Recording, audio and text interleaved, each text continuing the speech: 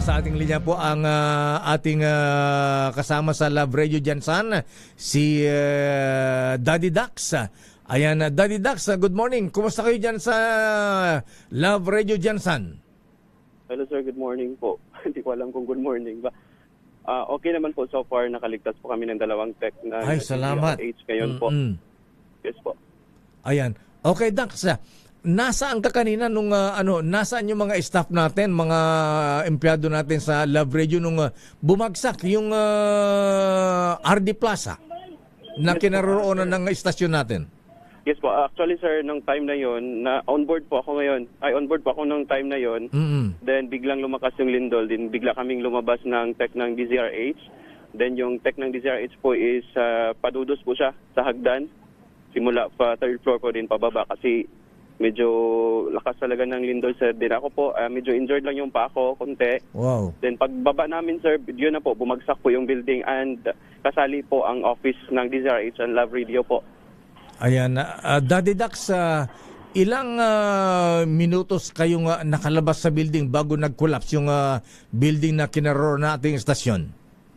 Hindi namin matansya sir, pero nasa seconds lang po sir kasi bilis talaga ng takbo namin ni sir, ng tech ng DZRH. Then yun na, kuha na kami, kanya-kanya na kaming hawak kung saan kami maghawak. Then wala kaming mahawakan kasi yung na-corner kami ng building kasi nasa gitna kami. Then paligid po namin puro building, so nahirapan kami kung saan kami mag-stay. Saka na namin nakita na bigla nag-collapse yung 4th floor ng RD Plaza building po. Kayo ba lahat sa mga empleyado natin nakalabas sa building bago nag-collapse? Yes sir, so far nung time na pa lang po kami nasa taas po. Ayan. Paano naman yung mga nakatira sa yung mga empleyado sa building? Ilang story ba yung plaza na yan? RD Plaza ba yan? RD Plaza po. Kami yung pinakalas po sa dulo. Kami yung nasa 3rd floor. Then yung sa taas po is nasa na po, rooftop na po yan siya. Lahat talaga sir, 4th floor, 1st to 4th floor collapse po talaga. Wala bang naiwan dun sa loob ng mag-collapse? Anong balita nyo dyan, Dax? As of now, sir, wala pa kaming alam, sir, ba if may nasali ba doon sa baba, especially sa 1st floor kasi sila talaga yung prone ng pagguho.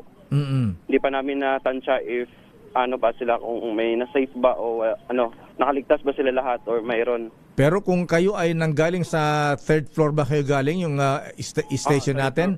Kung kayo ay nakalabas sa 3rd floor, siguro naman yung mga nasa ground floor ay nakalabas din kaagad. Possible, sir. Ang malungkot yung mga nasa itaas. Ilang story ba ito? 4th floor, sir, including ang rooftop po. Rooftop, ayan. Ano ang meron dun sa 4th floor, dun sa rooftop? Yung higher... Doon po nakalagay yung mga signal natin, yung mga, what we call this?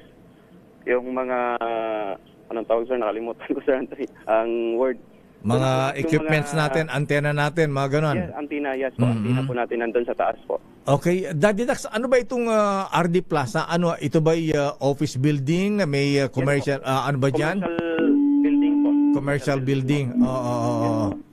Wow. So po siya na office, na commercial building. Pero yung affected lang po is yung amin lang po, 1st to 4th floor po.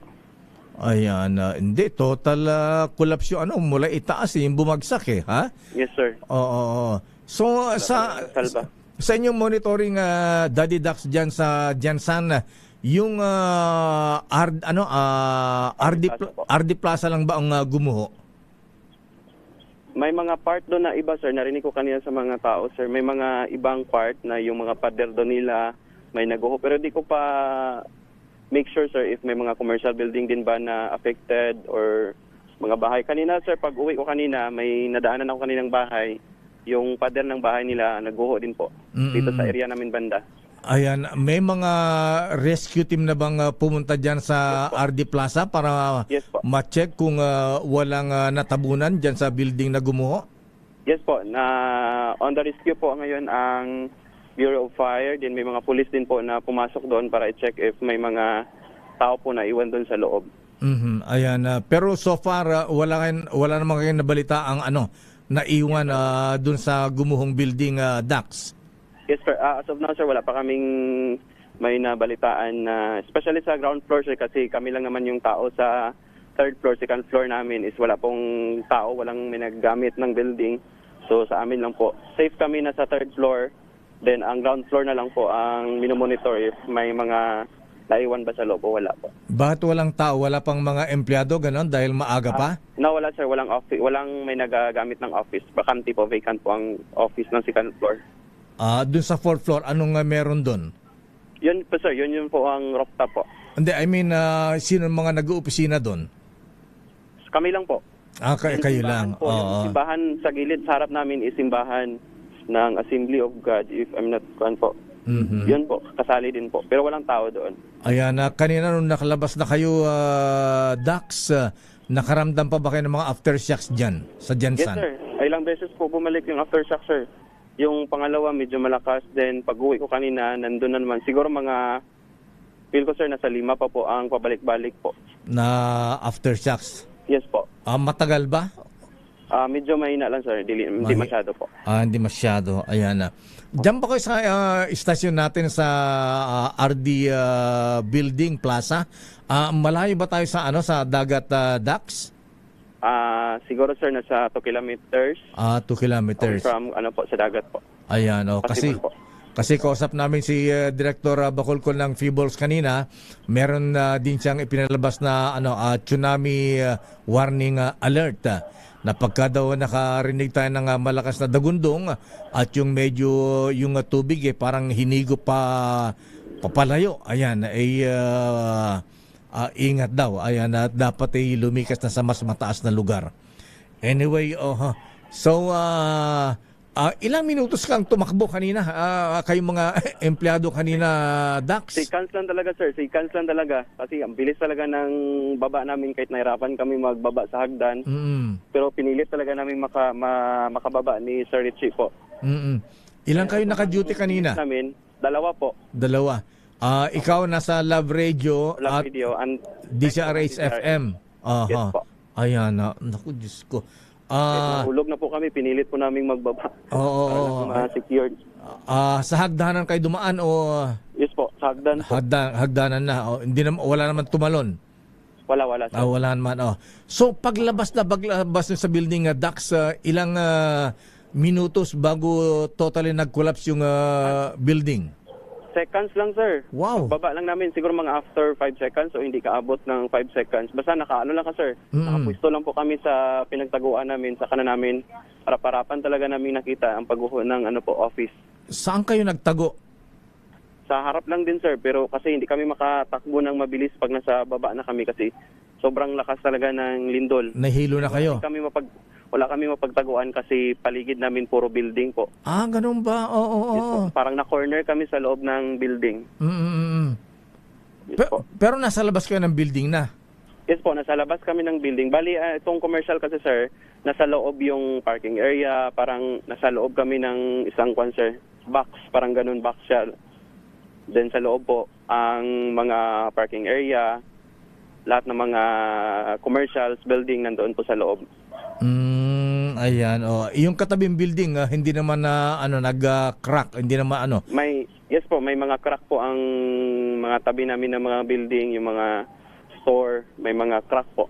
Ayan, so wala kayo sa kalsada, sa isang corner lang kayo nagtago, ganon? Sir, wala kami sa kalsada sir, hindi na kami nakalabas sir kay sa sobrang lakas ng lindol. After pag-stop po ng lindol, saka na po kami pinalabas ng mga guards. Wow, saang building kayo nagtago? Kabilang yung katabing building o building mismo ng RD Plaza? Sa harap lang talaga ng officer, sa baba lang. Same building na nag-collapse? Yes po, same building Wow. lang po nang nag-collapse po. Doon lang talaga kami kasi medyo malayo pa yung exit namin sa building, so hindi kami makatakbo kasi iniwasan namin baka maguho yung sa harap namin. So nag-stay na lang kami sa gitna ng mga buildings. Sa ground floor na ng building, RD Plaza? Yes po. Mabuti matibay yung pinagtaguan niyo, hindi kayo nabagsakan? Actually sir, yung inawakan namin sir, yung maliit na tubo lang talaga sir. Wow. Yung lalagyan ng payong-payong, yung parang may mga pagkainan sir. Doon lang talaga kami naghawak. But thank God kasi hindi din natanggal. Diyos ko, nakakapangilabas. Akala ko nakalabas kayo ng building. Nasa ground floor pala kayo? Yes po, nasa ground floor kami ng loob ng building, ng commercial building ng RD Plaza po. Oo. So hindi pa kami totally nakalabas ng highway. Wow. Oo. Yes po. So paano kayo nakalabas? Hindi naman totally yung flooring ng ground floor, yung second floor, hindi bumagsak. Hindi sir, kasi ang pagbagsak kasi ng building ng officer is doon sa palabas sir. Palabas. Palabas. Sa palabas siya ng highway, naguho, hindi siya dito sa loob. Sa isang side bumagsak, hindi hindi pababa na hindi nag-collapse na from top to bottom, ika nga. Opo. Sa labas siya ng highway bumagsak po. Talagang napakaswerte nyo, ha? Talagang niligtas kayo ni Lord. Oo. Ayan.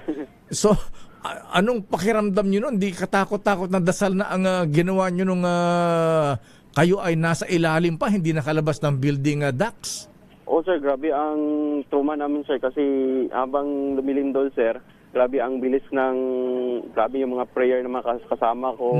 Grabe yung mga worried nila kasi baka matumba rin yung may puno kasi sa gitna ng ground floor. May puno na malaki, baka yun naman yung matumba sa amin sir ba? Yun, wala talaga kami. Pag naguho lang ng building, corner kami sa loob lahat sir. Ever po. Ilang kayo nandun na sama-sama dun sa ground floor? Marami sir, lahat ng mga staff ng mga nagagamit ng building po, marami po kami sa loob. Mga 10, 20? Sobra sir, kasi sir, marami kasi ang commercial building ng RD Plaza.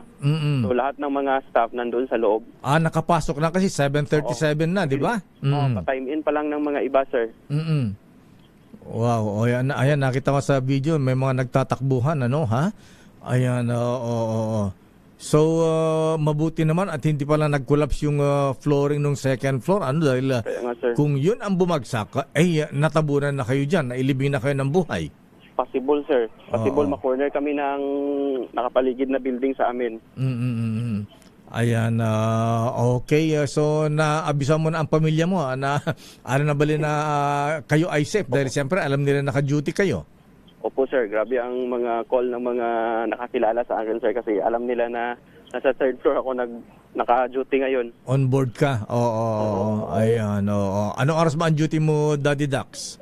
4 to 8 a.m. sir. Pa-out na sana ako niyan sir ng 8. Pa-last ad-lib na sana ako niyan. Ayan. At sino ang announcer natin doon sa DCRH FM na naka-duty rin kanina? Technician po, si Sir Richie po. Technician ng DZRH po. Dalawa lang po kami. Walang keyboard kanina kasi hook up kayo. Naka-hook up dito sa DZRH kaya technician lang ang nandun, walang anchor. Ayan, okay. So at least, ayan, thank you Lord at kayo ay safe dyan. At pati mga kasama niyo sa RD Plaza building ay walang walang namatay. Ayan, walang nasaktan. Pero walang nabagsakan ng ng mga debris. Wala naman, sir. Okay, good. good. Sa loob sa amin, wala, sir. Ang hindi ko lang talaga ma-sure, sir, ang sa labas.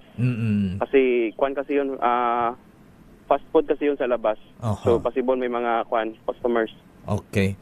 Okay, Daddy Dax, maraming salamat, ha. Ingat kayo dyan. At may mga asahan pa daw ang aftershock, sabi ng FIBORX ni Director Bacolcol.